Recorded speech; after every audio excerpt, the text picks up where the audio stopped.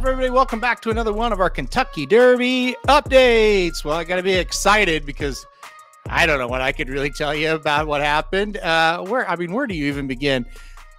We start with recapping last week. So let's just do it. Let's just recap it. So they ran the Tampa Bay Derby, sort of.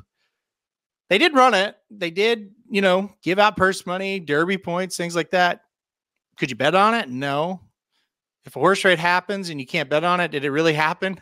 I don't know the answer to that. So if you haven't heard by now, and you've heard, but if you haven't, the tote system totally failed at Tampa Bay Downs right before after the 10th race, before the 11th race being the Tampa Bay Derby. So nobody could bet on the Tampa Bay Derby. They waited and waited. They never could get it back.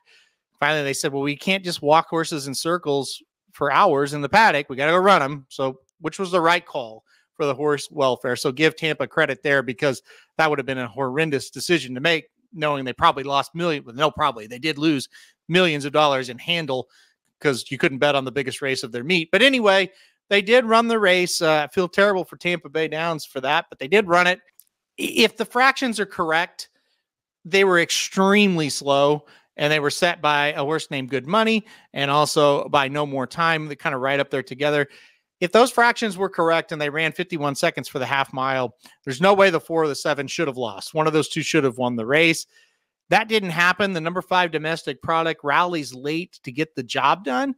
So I do think part of it is, give domestic product credit, decent race, but you really have to discount Good Money and No More Time. You just can't lose with those trips setting those fractions, right? So it was one of the slowest Tampa Bay Derbies in the last 30 years, according to Magic. He told me that. The buyer comes back as an 82. And again, I'm not an end-all be-all with buyers, but that's not good. So I don't really know what to make of it. I think I ranked domestic product. I ranked No More Time because I think they're going to go to the Derby if they've got the points, and if their owners want to go, I think they'll go. But I've got them down pretty low. Another piece of news, maybe a bigger piece of news, Locked is officially off the Kentucky Derby trail. I don't think anybody's real surprised. Missed a couple of races, never was entered in the San F. Davis, but that was the target, and he got a fever, and then was entered in the Fountain of Youth, had to scratch again.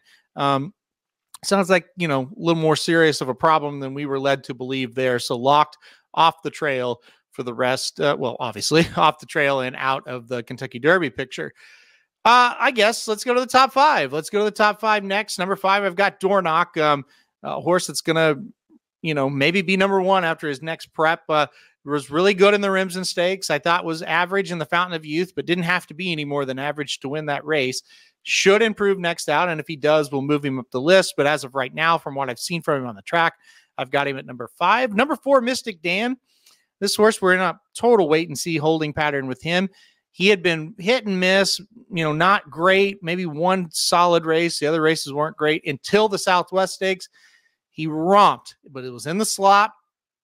He ran up the rail. Oaklawn's a weird track when it's in the slop, but he ran a speed figure that is much, much better than anybody minus Fierceness, who knows at this point what Fierceness is going to do. So number 4, Mystic Dan. Can he do it again? Did he freak in the slop? All those questions going to be answered in the Arkansas Derby. Number 3 is Catching Freedom. I feel like this Brad Cox horse has got a big shot at things if he can kind of mature a little bit. He's a quirky horse. He's had trouble running straight. These are problems you don't want heading into the Kentucky Derby. Good news is he does have one prep race left, so maybe they can work out some of those issues. Number 2, Track Phantom. I think he's a nice horse. Out of all these top 5 here, he does everything the right way. He sits a trip that you'd like to have him sit. He doesn't have any of these lead changing problems or running straight problems. His biggest problem, he's just kind of been a little slow, and that's a huge problem, right? But he does everything you want to see from a horse. He's just a tad slow from a number standpoint, a timing standpoint.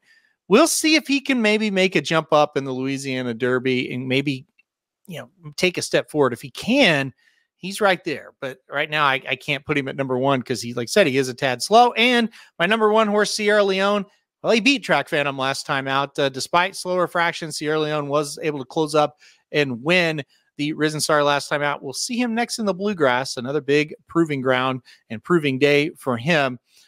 who knows? If he wins that one, he's probably going to be the favorite in the Kentucky Derby. Well, preview coming up to next week. We got nothing. We have no Kentucky Derby preps. How is this possible? We don't have any this coming week. It's an off week for Derby preps. We will be back, to the Derby preps on March 23rd, on March 30th, on April 6th. That's the big 3-week stretch where everything is going to start to hopefully clear up or even get cloudier, but those are the big races coming up. All right, guys, thanks everybody for joining us this week for another Kentucky Derby update. Hit that like button if you like the video. Hit subscribe if you really like it. Want to get alerted anytime we do videos like this. And most importantly, come right back here next week for another Kentucky Derby update.